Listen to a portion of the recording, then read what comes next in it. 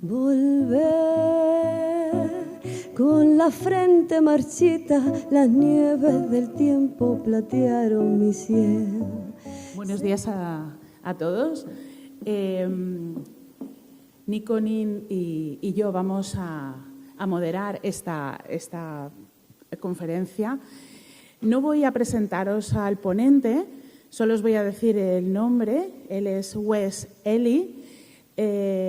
Entonces, estos días cuando la preparábamos esta presentación, hablando con él, bueno, ¿cómo quieres que te presentemos? Dice, simplemente di mi nombre y yo empezaré a hablar. Por tanto, con todos ustedes, Wes Ely.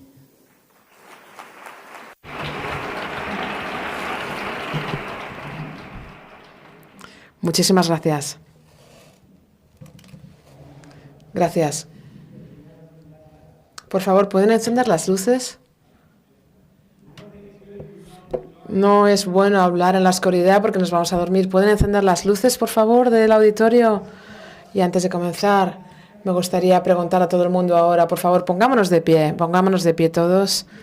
Y por favor, prestemos un tributo, un homenaje a vosotros mismos, a ustedes. Vamos a dejar la luz encendida durante esta charla, por favor. Pueden estirarse si quieren, estirar un poco las piernas, despertarnos todos un poco, porque es importante que escuchemos y que nos escuchemos unos a otros en este momento. Fantástico, ahora sí podemos sentarnos, os doy permiso a todas, a todos. De acuerdo, muy bien. Ahora sí me pueden escuchar bien, me pueden oír. Me llamo Wes Ely. Y es estupendo estar aquí, me pueden llamar Ellie si quieren o me pueden llamar lo que quieran. Yo respondo por muchos nombres, realmente. Yo soy doctor de cuidados intensivos en Estados Unidos y es un privilegio para mí estar aquí hoy con mis amigos, con esta familia. Muchísimas gracias por invitarme y voy a llevaros a lo largo de un viaje de 30 años de investigación y de rehumanización. Y voy a hacerlo a través de historias y de ciencia. Pero lo primero es el ser humano y la ciencia es lo que viene después. Cuando comencé, cuando yo os hable de las... Voy a comenzar hablándoos con las diapositivas, pero quiero comenzar con 3 ideas, con 3 pensamientos. Estos comentarios de introducción que han hecho los decanos y los líderes de las facultades de medicina lo han comentado y me ha encantado. Lo que decía Margaret Mead, me encanta. El primer signo de civilización es ese fémur sanado. Nosotros no somos una isla. No hay un hombre ni una mujer que vivan en aislamiento. Vivimos en comunidad, con nosotros, con los demás. Y para poder convertirnos en la mejor versión de nosotros mismos, tenemos que abrirnos a la persona que está sufriendo delante de nosotros. Y es en comunidad con otro ser humano que está sufriendo. Así es como podemos trascender nuestro propio egoísmo y nuestro propio deseo de comodidad para poder estar al servicio para otro ser humano. Y ese es el punto número 1. No somos una isla. El punto número 2 es que por mi tendencia natural, mis propias propensiones, yo voy a continuar invirtiendo, yendo hacia adentro, a involucionar hacia mi propio mundo pequeño. Y aquí estamos hoy, todos nosotros estamos aquí porque tenemos alguna sensación, una sensación de que aquí hay algo más, de que hay algo más que nuestro trabajo, que nuestra profesión, que nuestra llamada. Hay algo mucho más que nuestro propio pequeño mundo y esa tendencia a la involución. Así que estamos aquí para llevarnos hacia afuera, a nosotros mismos. Y en el contexto de la medicina, lo que significa eso es humanización. Ese es el punto número 2. Nosotros nos metimos en una prisión en el mundo del sufrimiento, del burnout, de estar quemados dentro de nuestra mente, si no prestamos atención de una manera muy activa y muy deliberada a las personas que tenemos delante de nosotros que están sufriendo. Yo no soy una isla y yo no quiero vivir en mi propia prisión personal. Y el tercer punto es que todos vosotras estáis cargadas, como hoy, estáis a cargo de llevar estas ideas a otras personas con las que os relacionáis y con las que trabajáis en vuestros hospitales, en vuestra familia, en vuestro mundo. Piensa en todas las personas del cuidado de la salud que no están aquí hoy. Todas las personas con las que trabajáis, enfermeros, enfermeras, médicos, farmacéuticas, trabajadores sociales, capellanes. Hay tantas personas a las que podéis llevar este mensaje. Así que lo que voy a hacer es compartir con vosotros datos, porque tenéis que estar armados con la ciencia para que muchas de estas personas os escuchen. Y una vez que saben que hay datos que respaldan, entonces quizá presten atención a la humanización. ¿Sigue aquí la decana de la Escuela de Enfermería o se ha ido? Ella lo que ha comentado, bueno, es que es maravilloso tener a la decana de la Facultad de Enfermería aquí, porque sabemos que ella es la líder de la persona número uno que está en la cama al lado del paciente, que es el enfermero o enfermera que puede transmitir este cuidado tan bonito a la persona. Y de hecho, yo he preguntado a los decanos, les he pedido que se impliquen con esta idea, que quizá el próximo año, este congreso, cuando el doctor Eras lo organice, vais a invitar a los estudiantes a venir a esta conferencia, porque los estudiantes tienen que estar aquí para escuchar y para aprender todo esto.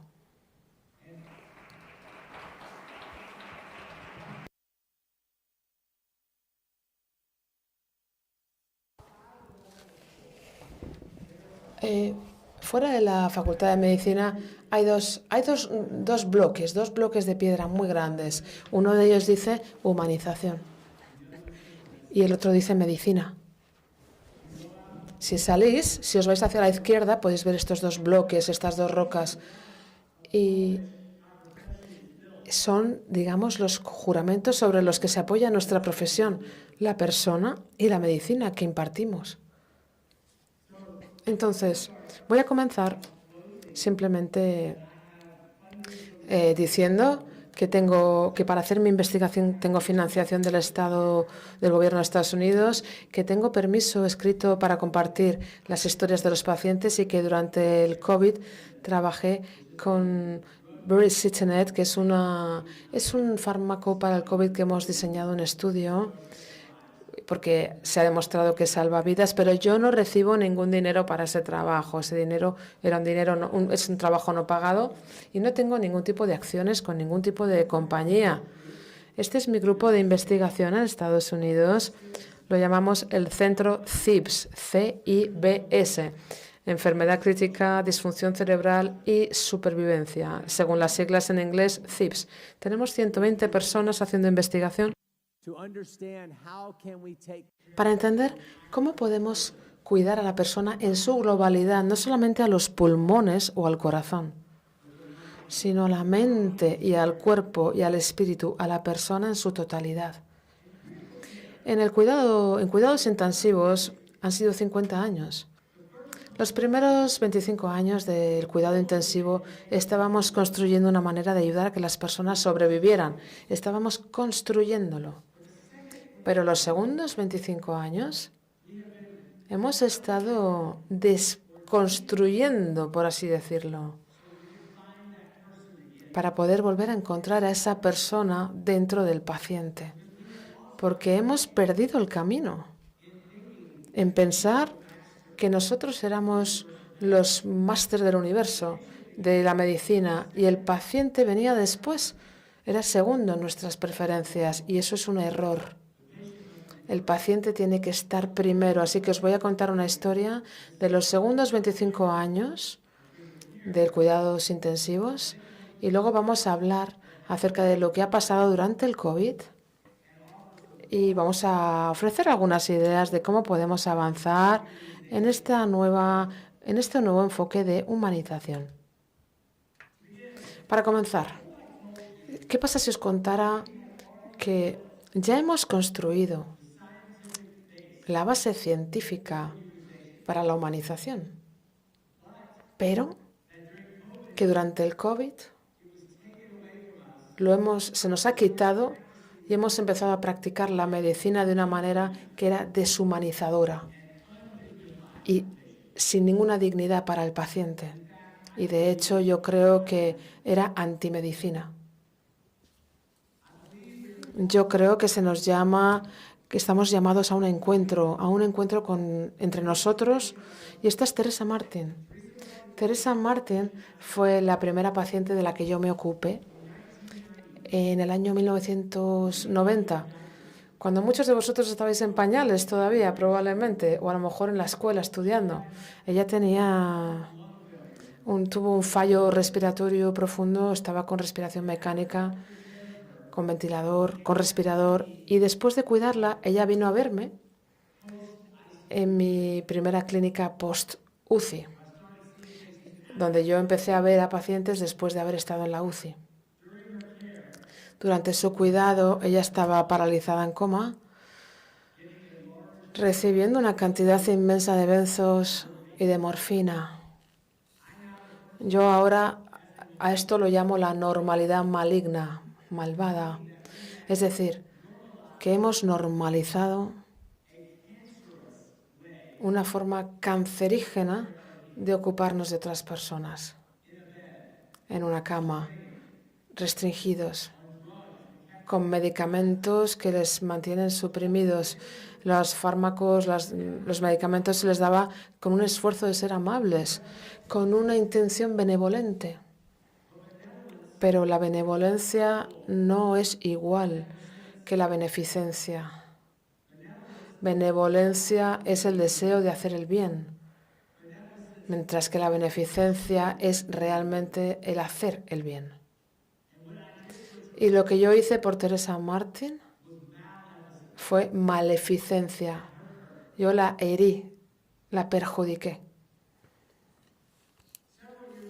Unos años más tarde, cuando estaba obsesionado con nunca volver a hacerle eso a ninguna otra persona, porque Teresa había vuelto a mi clínica en una silla de ruedas, incapaz de pensar, incapaz de ir al baño por ella misma, asustada, con trastorno de estrés postraumático, con una depresión grave y con una demencia adquirida que yo al final definiría 20 años más tarde en un estudio que les voy a mostrar.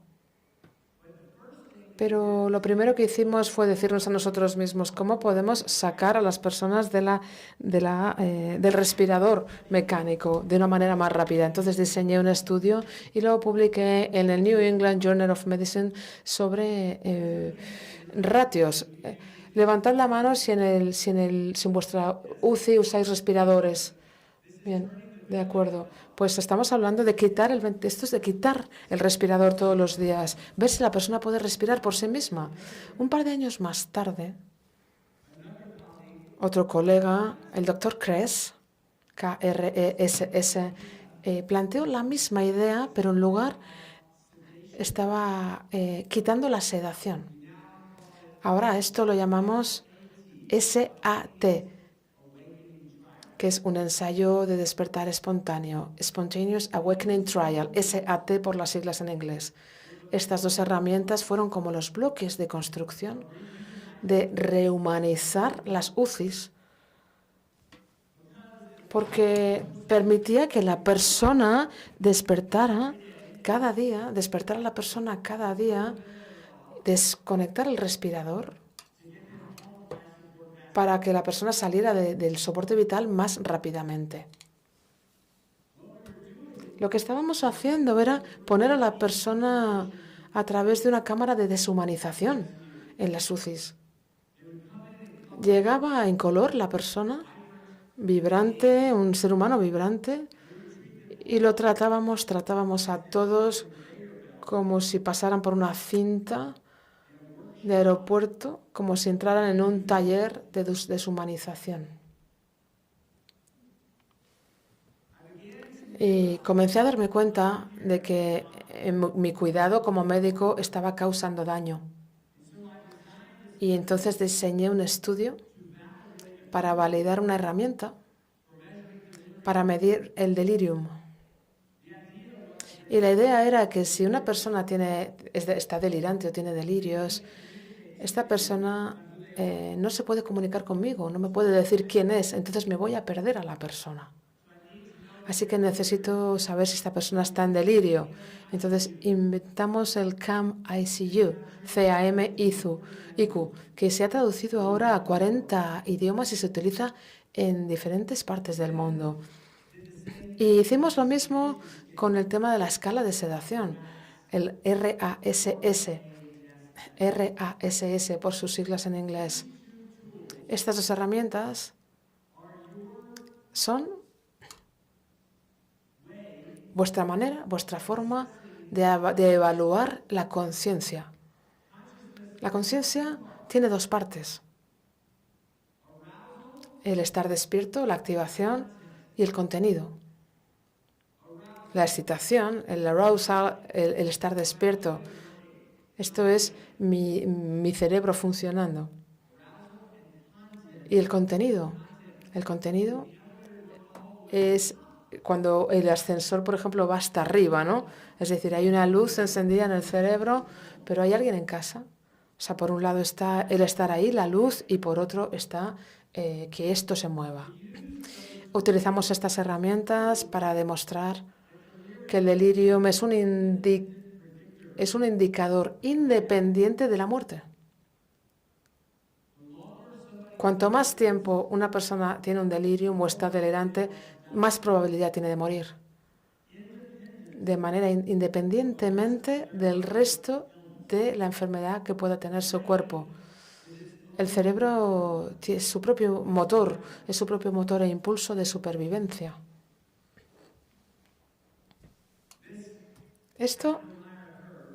Esta curva que vienen aquí tenemos los cuatro estados: normal, delirio y coma. Cuanto peor está funcionando el cerebro, más baja es la tasa de supervivencia. ¿De acuerdo? ¿Queda esto claro? Esto está publicado en JAMA, en la revista. Claro, las personas se me acercaban y me decían: mira, Wes, esto es una mala idea. No hay carrera aquí, no hay futuro. No hay nadie que te vaya a dar dinero para investigar, para estudiar esto. Porque la UCI tiene que ver con la clavícula, de la clavícula al diafragma, del pecho. Y mis profesores me dijeron que me detuviera. Pero entonces yo conocí a esta mujer. Se llamaba Donna Healy. Ella dirigía una empresa muy importante, una empresa musical, en Nashville, en Tennessee, donde yo vivo. Tenía fallo pulmonar en un ventilador, en un respirador. Y su hermana, aquí la que está vestida de blanco, Diana, me escribió y me dijo: Donna ya no es la misma. Su cerebro ha cambiado. Tuvo que abandonar su trabajo antes de tiempo. Antes de enfermar estaba con el presidente de Estados Unidos, con muchísimos dignatarios. Después de estar enferma, de 10 días en la UCI, 10 días en la UCI, ya no pudo volver a relacionarse con estas personas. No tuvo ningún infarto ni ningún ictus. Su corazón nunca se detuvo, pero la mantuvieron en un coma inducido por medicamentos durante 5 días. Y esto cambió su cerebro. En esa época, las compañías farmacéuticas tenían mucha publicidad como esta, por ejemplo. Anuncios. Disminuye la ansiedad y introduce benzos. Todo el mundo pensaba que todos los pacientes en la UCI tenían que recibir benzos. Pues no. Ahora hemos demostrado que eso es una muy mala idea. Thomas Paine, en su famoso libro Sentido común, Common Sense, escribió: un hábito largo de no pensar que algo está mal le da una apariencia superficial de estar bien. Y llevamos mucho tiempo, demasiado tiempo pensando que estaba bien el mantener a las personas en un estado de sedación y en coma. Pues no, no lo está.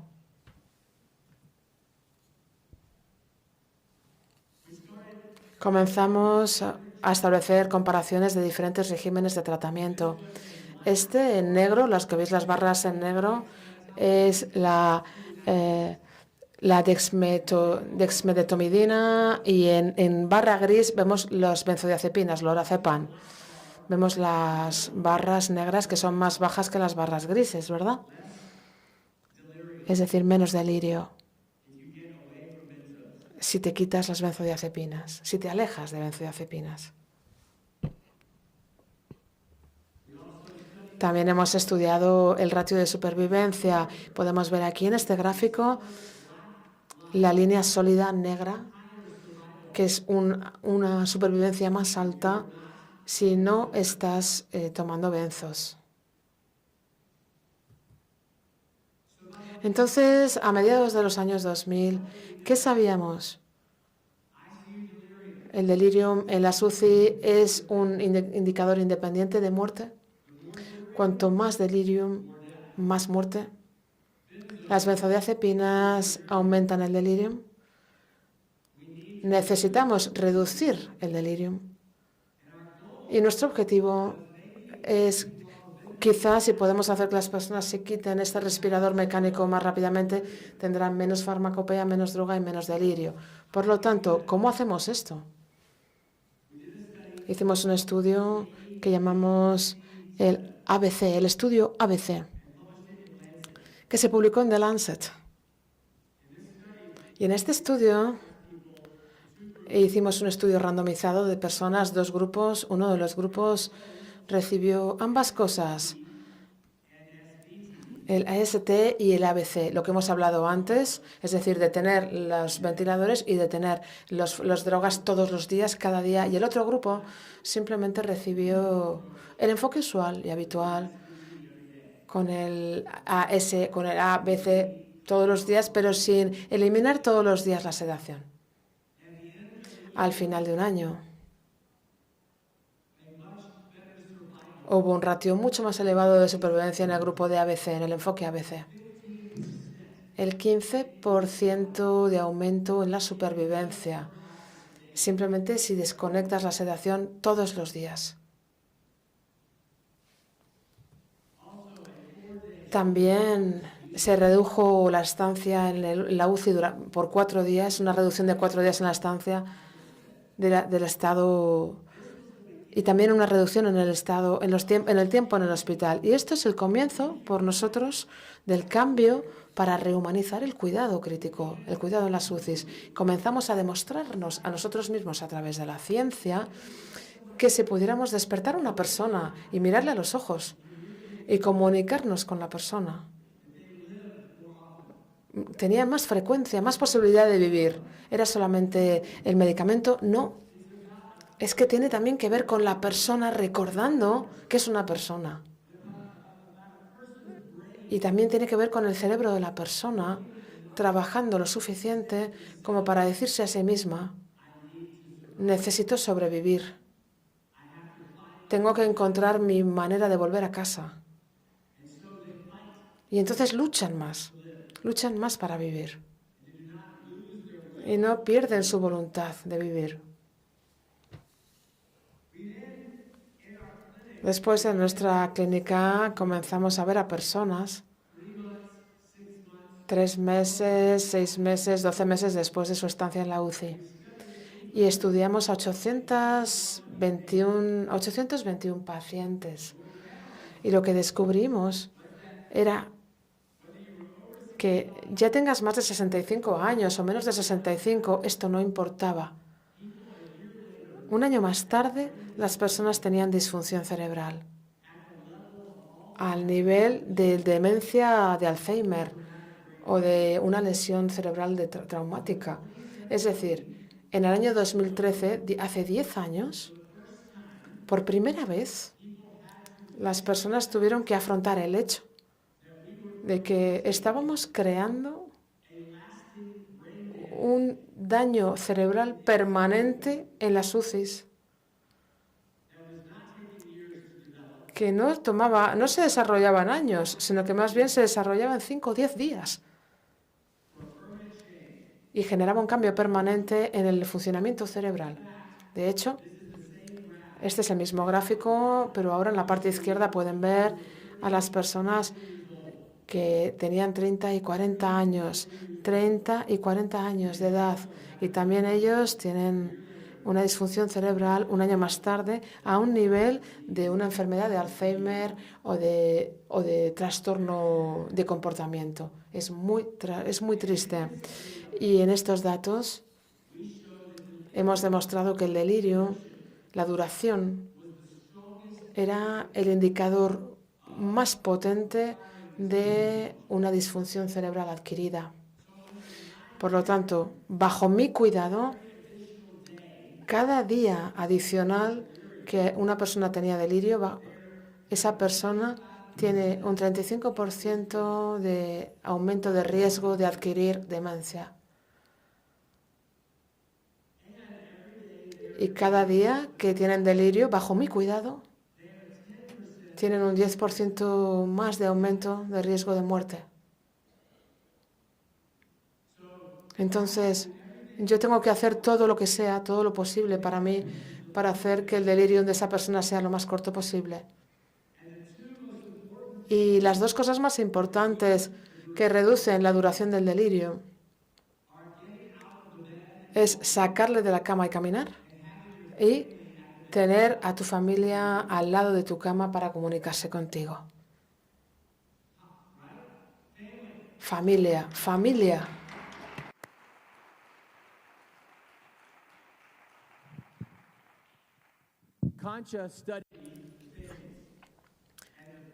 Se han estudiado el tema de la familia y las personas en el hospital muchas veces dicen, la familia es nuestro enemigo en las UCIs. La familia nos genera problemas en la UCI. Y quizá la cultura en vuestras UCIs diga, aquí no entran visitas de familia. Esto es peligroso, peligroso para el paciente, porque el paciente se puede olvidar de por qué tiene que vivir. Así que tenemos que volver a eso.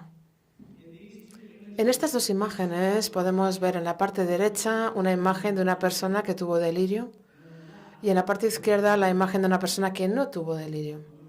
En la parte derecha pueden ver un espacio negro más amplio justo en medio de la resonancia magnética por imagen, y esto es porque hay una atrofia del cerebro después del delirio. Por lo tanto, el cerebro, lo que ocurre con los fluidos en los ventrículos es que aumenta, y a lo largo de los años hemos desarrollado esta herramienta que la llamamos ABCDEF, el paquete ABCDEF. Y este es el paquete que utilizamos para mantener al paciente seguro y para rehumanizar el cuidado. Y comienza con la A, analgesia, controlar el dolor. B, tanto dos cosas, ambos, detener las drogas, detener los medicamentos y detener los ventiladores, el respirador. C, choice of sedation, escoger la sedación que no sea benzodiazepinas. La D de delirium, es decir, gestionar. La E de early mobility, que es movilidad temprana y ejercicio. Y la F, familia. Estas herramientas se han demostrado que salvan vidas y que salvan a las familias. En esta diapositiva pueden ver los datos de 6.000 personas. 6.000 personas demostrando que cuando vas por el eje X en la parte de baja, del 0 quejas con este paquete hasta el final, hasta 90 o 100% de cumplimiento, de cumplimiento, hay una respuesta. Una respuesta. Cuanto más elevadas son las dosis del paquete bundle, más elevados son los ratios de supervivencia. Es una respuesta de dosis. independientemente de la severidad de la enfermedad, de si está o no con respirador y de la edad. Es decir, que este paquete en sí, por sí mismo, es una herramienta independiente para aumentar la supervivencia. Y está demostrado, 6.000 pacientes. En el gráfico de la derecha pueden ver lo mismo, la misma idea, solo que esta vez también son personas libres de delirio y de coma. Volvemos un poco a lo que hemos comentado, el coma y el delirio. Cuanto más utilizas el paquete ABCDEF, más libertad también de delirio y de coma. 6.000 personas. Entonces, necesitábamos consistencia y hemos visto esta consistencia con el tiempo y la queríamos ver y lo hemos hecho una y otra vez.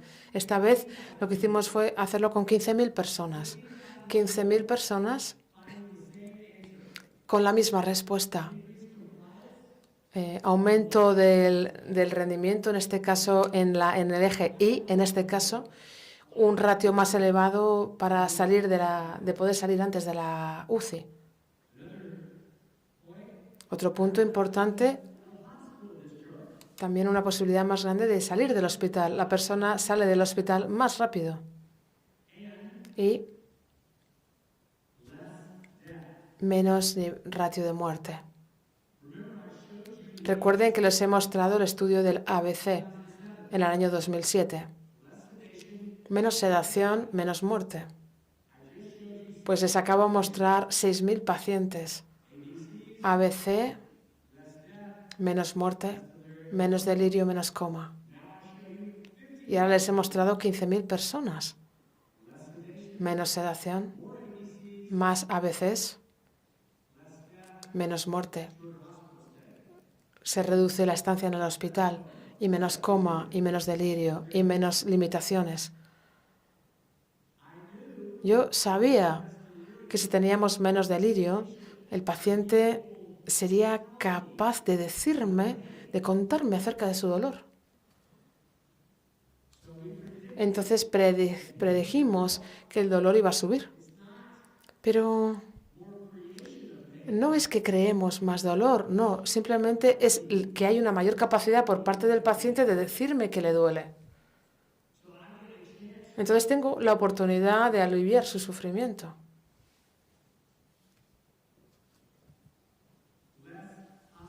Menos readmisiones en el hospital, menos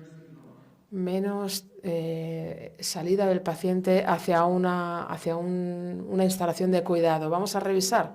Tenemos entonces una herramienta que es un paquete de diferentes vías de cuidado para mantener a la persona más a salvo, para ayudarle a vivir y para ayudarle a volver a su familia de una manera más rápida. Pasos individuales de B y de C han demostrado con sus propios estudios publicados en JAMA y en The Lancet. Hemos creado estos estudios para analizar las partes individuales de cada uno de estos paquetes B, C, D, E. Todas, piensen en todos estos seres humanos que han diseñado estos estudios, que han conducido, que han llevado a cabo estos estudios, que han estado, que han formado parte de estos estudios. Personas como yo, personas como tú, personas como ustedes, todos contribuyendo a esta ciencia. Allí en el año 2018, 2001, 2003, 2004, tienen las fechas allí.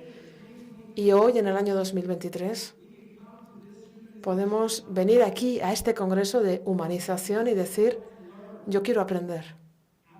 Quiero aprender cómo hacerlo mejor. La F, los PICs, todos estos datos enseñándonos cómo hacer un trabajo mejor. ¿De acuerdo? Y entonces ponemos todos estos estudios individuales juntos y lo estudiamos todo junto como un paquete. Y es que una persona dijo que el paquete dijo que la suma es más grande que sus partes individuales. Entonces, ¿por qué? Porque cuando tenemos a una persona en una cama que está enferma y que está con soporte vital y tratamos a esa persona con todo nuestro amor y con toda nuestra compasión, le despertamos. Desconectamos los fármacos, la sacamos de la cama, tiene a su familia con ella. Y hay muchos componentes intangibles que no se pueden medir de esta interacción, que ayuda a que una persona viva y a que viva más plenamente.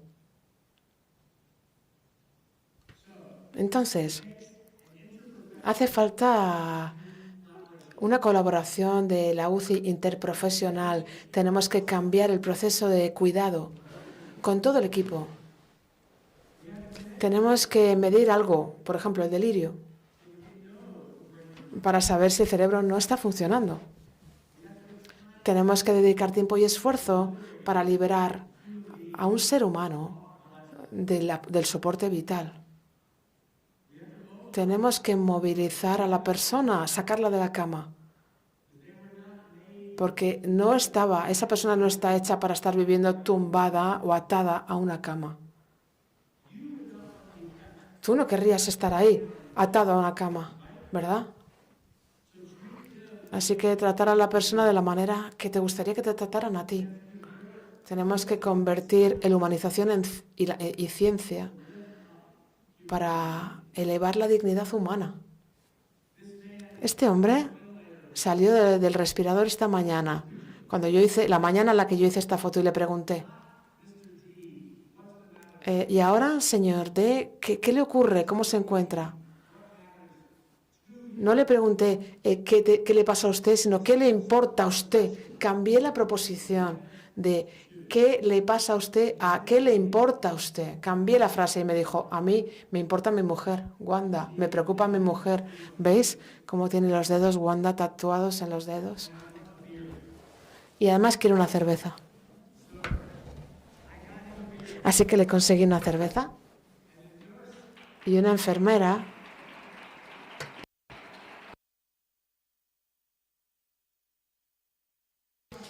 y me dijo, una cerveza más. Y la enfermera le dijo, ¿y por qué hoy? ¿Por qué no mañana? Como ser humano, yo no tengo acceso al pasado o al futuro, pero yo tengo acceso simplemente al momento presente. Y cuando yo estaba con el señor D, él me pidió una cerveza. Y yo le dije a la enfermera, dale la cerveza porque a lo mejor mañana no está. Y es una historia real. Yo llegué el día siguiente y su cama estaba vacía. Había muerto por la noche. Con su mujer al lado de la cama, Wanda, y habiéndose tomado su cerveza. El ser humano es un mundo y tenemos que tratarle como un mundo entero, en el momento presente. Y es el único momento al que yo tengo acceso. Este doctor estaba muriendo y me pidió, yo le pregunté, ¿qué es lo que te importa a ti? Cambiando de nuevo la pregunta, no es qué te pasa, sino qué te importa. Y me dijo, yo soy budista. Me gustaría tener a mis monjes budistas aquí. Así que llamamos por teléfono, llamamos a diferentes estados en Estados Unidos para poder contactar con estos monjes para que sus monjes y la familia pudieran estar con él. Esto es humanización. Este es el paquete AAF, porque si no lo tuviéramos, ese paquete AAF, él hubiera tenido delirio, hubiera estado delirante, no hubiera sido capaz de decirme qué quería, ¿no? Es así.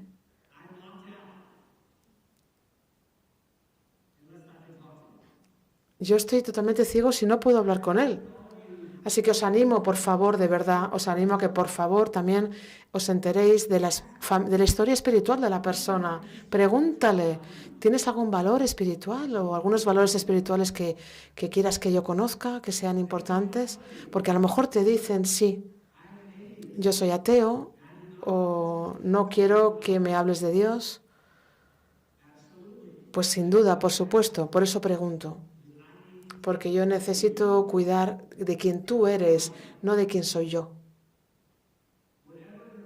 Sea cual sea su valor, sus valores, yo quiero conocerlos para poder respetarlos y para poder ponerlos en práctica, en vida. Esta es la foto de una mujer y un niño en la cama con un hombre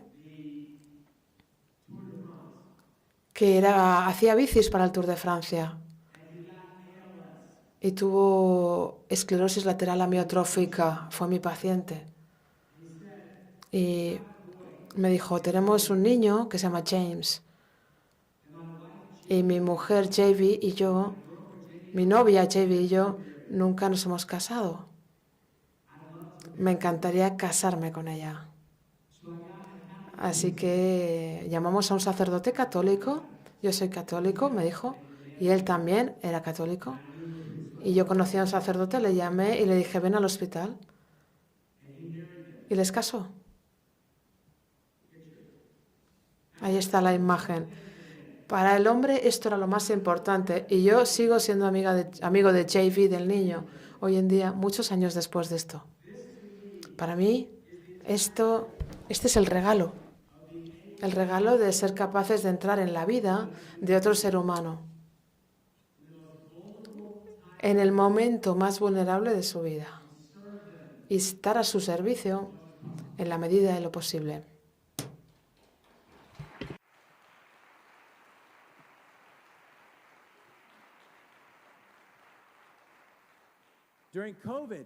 Durante el COVID, todo esto se vio amenazado.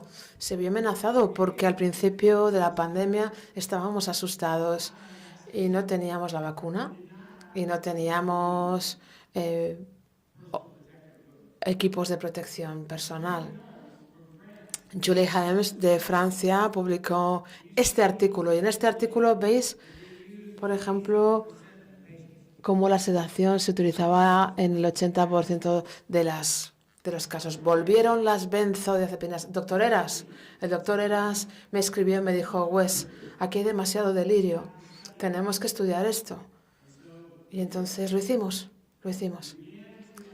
Comenzamos a entender que del año 2000 al 2014 se había estudiado los ratios de delirio en el 70-80% en personas que tenían un respirador, pero que entre el año 2015 y 2019 habíamos empezado a utilizar este paquete ABCDEF y habíamos disminuido el ratio de delirio hasta la mitad.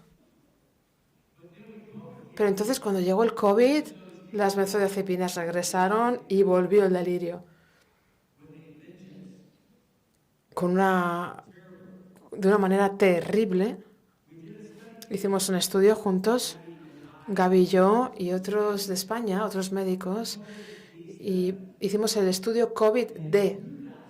Y en el año 2000 obtuvimos datos que nos mostraban que los indicadores principales de delirio eran el uso excesivo de sedativos, de sedaciones, de benzodiazepinas y el uso disminuido de la familia.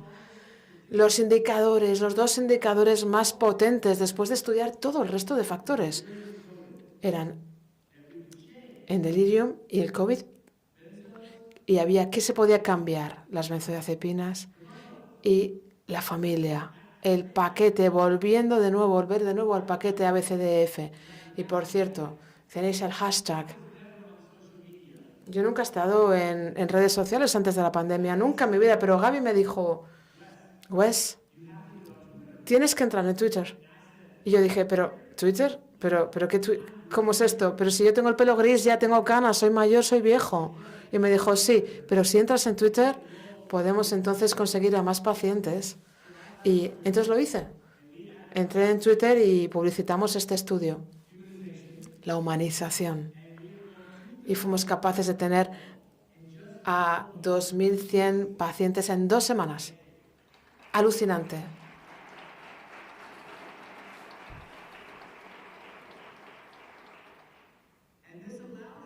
Y esto nos permitió descubrir una manera de avanzar en el COVID. Tengo 2 cosas más que hacer. Una es mostrarles un vídeo que está en inglés, pero tienen subtítulos en español. Y después algunos comentarios de cierre para esta conferencia. Y 3 personas de la audiencia que van a darles su propia idea de cómo puede funcionar esto en Uruguay, en Argentina, en España. Vamos a ver el vídeo, por favor. Vamos a bajar las luces solo para el vídeo, pero por favor después enciendan las luces.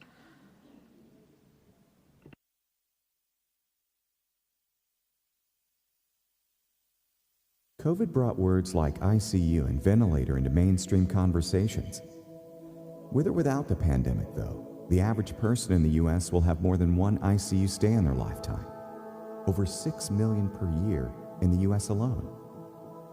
COVID and non-COVID ICU survivors suffer from post-intensive care syndrome, or PICS, including new disabling dementia, PTSD, depression, and weakness. Let's meet 3 patients. So I was admitted to the hospital in Murfreesboro, to Middle Tennessee Medical Center, on Memorial Day, which I believe was May the 27th of 2002.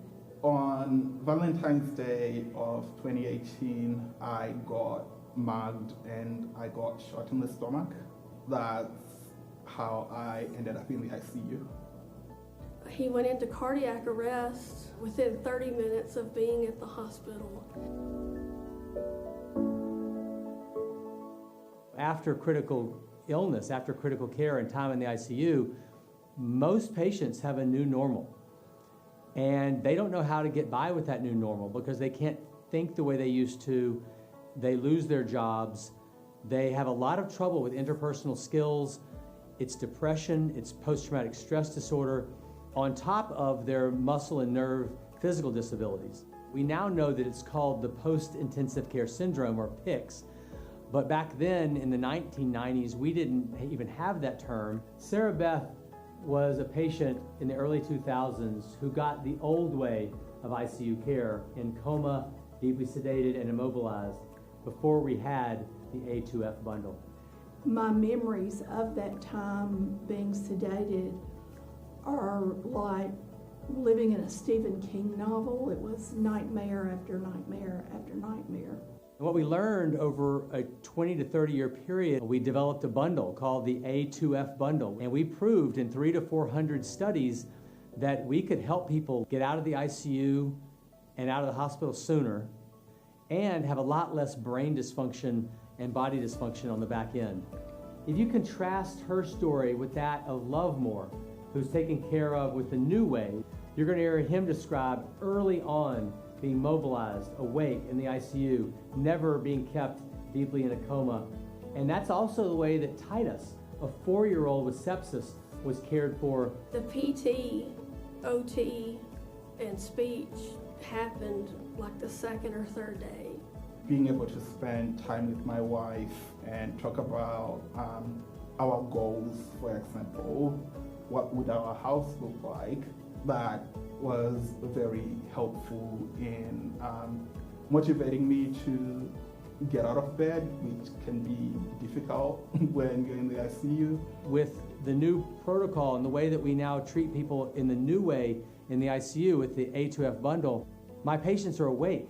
And I see the whole person, their mind, their body, their spirit in Technicolor.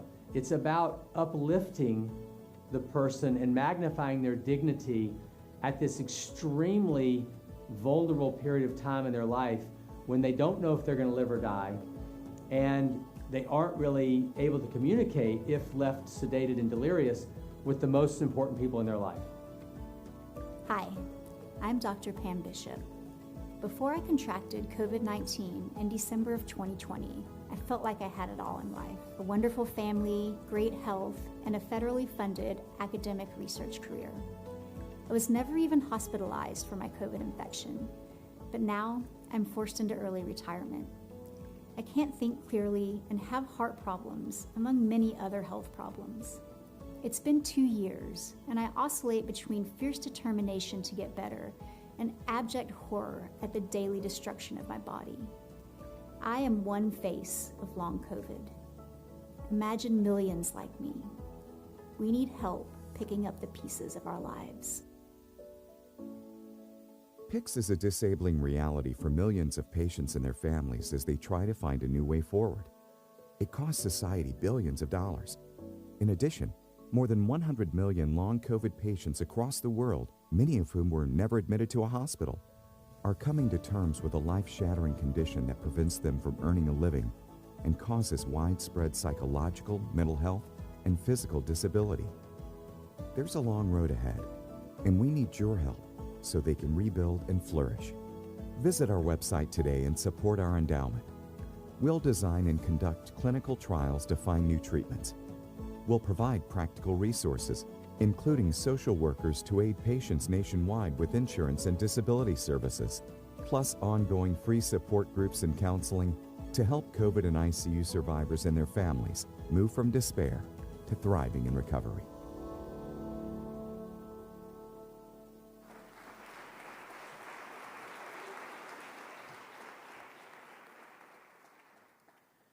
Thank you so much. Muchísimas gracias. Tengo este código QR, si quieren escanearlo pueden encontrar esta página web. Y la página web está ahí para que utilicen, para que compartan con otras personas estas historias. Y queremos que ustedes, que todos vosotros sean parte de este proyecto. Todos nosotros, del proyecto de humanización. Como ha dicho el doctor Heras, esto es un movimiento interpersonal, interprofesional, de cambio de cultura, de cambiar la cultura del cuidado hospitalario, no solamente de las UCI, sino de todo el hospital. Por lo tanto, tenemos que comprometernos personal y como comunidad, personalmente y como comunidad, para crear una cámara de repersonalización, no una cámara de despersonalización, sino una cámara de repersonalización para que haya un te veo. Entonces, hecho esta lista de cosas que hacer y que no hacer, el hacer es poner el contacto antes que la tecnología. Cambiar la frase o la preposición. Es decir, qué es lo que te importa a ti. Informarte de la historia espiritual. Enseñar y practicar la compasión. Ser humilde.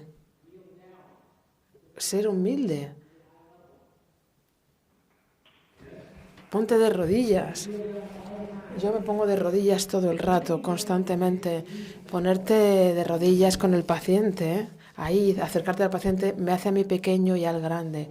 Tengo demasiado orgullo. Quiero tener algo de humildad, aunque sea algo de humildad en mi enfoque. Quiero amarle más y que yo sea más pequeño. Y luego hacerle al paciente estas 4 preguntas. ¿Cuál es tu alimento, tu comida preferida? ¿Cuál es la música que más te gusta? ¿Tienes mascotas y cómo se llaman y cuáles son tus hobbies? Porque si tú sabes algo de estas cosas sobre una persona, ya no puedes pensar en esa persona como algo inanimado. Es un ser humano. Para tener amor por determinada música o por determinada comida o tener el nombre de su perro, eso es una persona. ¿Qué no hacer? No utilices en exceso la ecuanimidad. Y esta es una palabrita complicada. La ecuanimidad significa el que todo es igual, ¿no? Todo igual.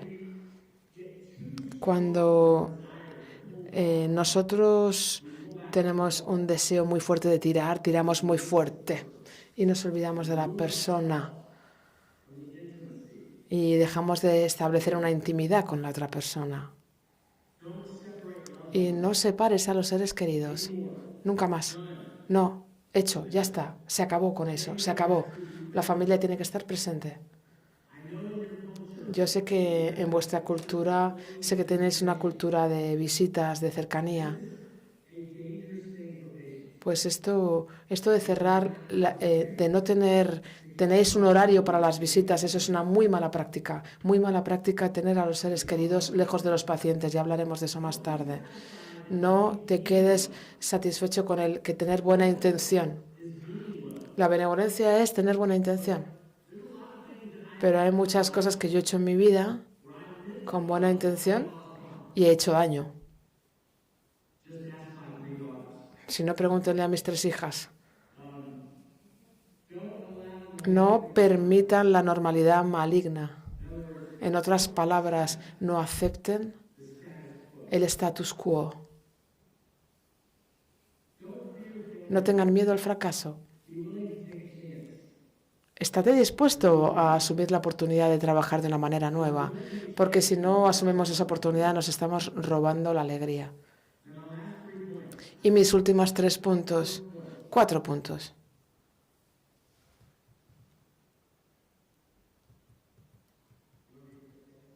Lo leemos en español. ¿Por qué decidimos ser profesionales de la salud? Amor y compasión. ¿Y por qué nos vamos al lado de la cama de un paciente?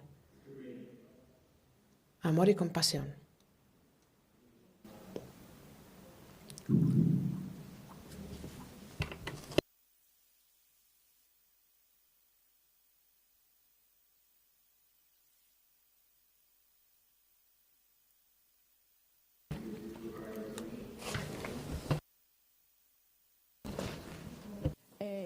¿Qué significaba lo de why do we go to the bedside? Y es el sentido es por qué decidimos hacer lo que hacemos, por qué decidimos permanecer con nuestro trabajo y nuestra formación junto al paciente que en este momento en la UCI es un ser vulnerable. Okay. La idea de que mejoremos las vidas de las personas que jamás vamos a conocer a través de, por ejemplo, la investigación, research, poner por escrito aquello que otros utilizarán en el futuro, esos otros que nunca vamos a conocer. Con él comentábamos que hay un filósofo, Sloterdijk, que dice que escribir es hacer un acto de amistad con personas que jamás vamos a encontrarnos.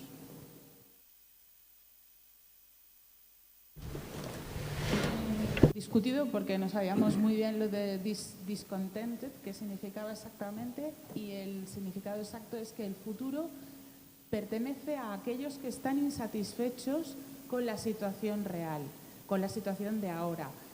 Lo que él ha comentado, no conformarse, no aceptar el status quo.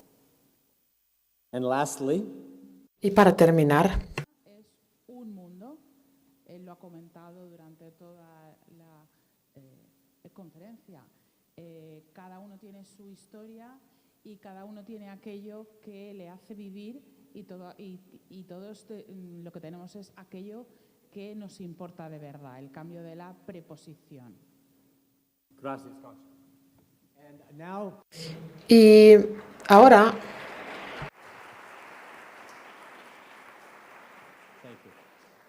And thank you. Y muchísimas gracias también a la intérprete.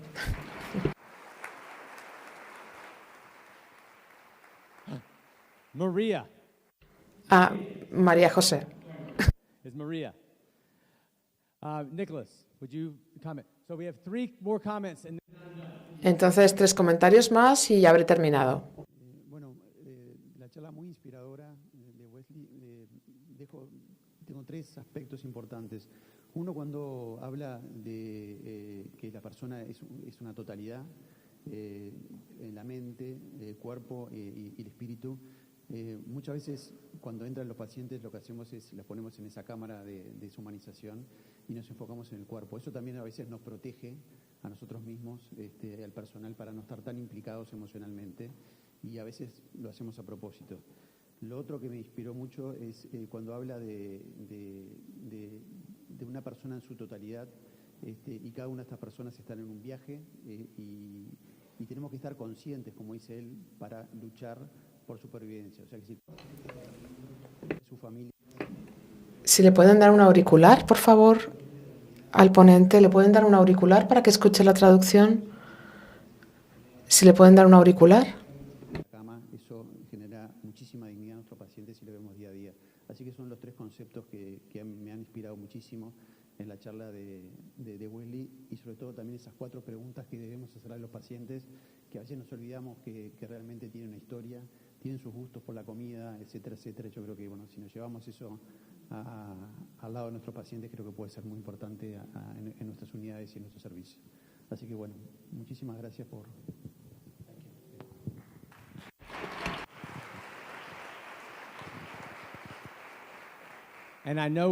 Y yo sé que ya estamos lejos ya de tiempo, tenemos que terminar, pero hay una persona más que nos va a decir algo. Súper breve porque vamos muy mal de tiempo.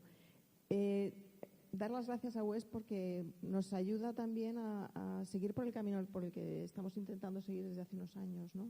Y muchas veces nos encontramos con situaciones en las que no sabemos cómo avanzar. Tenemos ideas, no sabemos cómo ir adelante, y yo tengo 2 pequeñas herramientas muy pequeñitas, muy sencillas. Una es hablar, hablar y hablar del tema.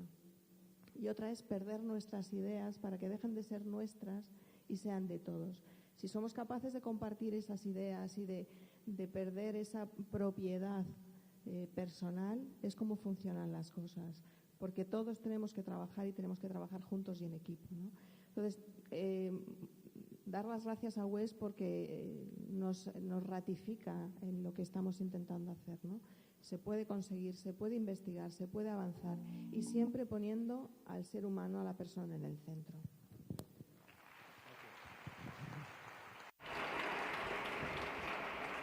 Bueno, entonces creo que he terminado, creo que he tomado demasiado tiempo, pero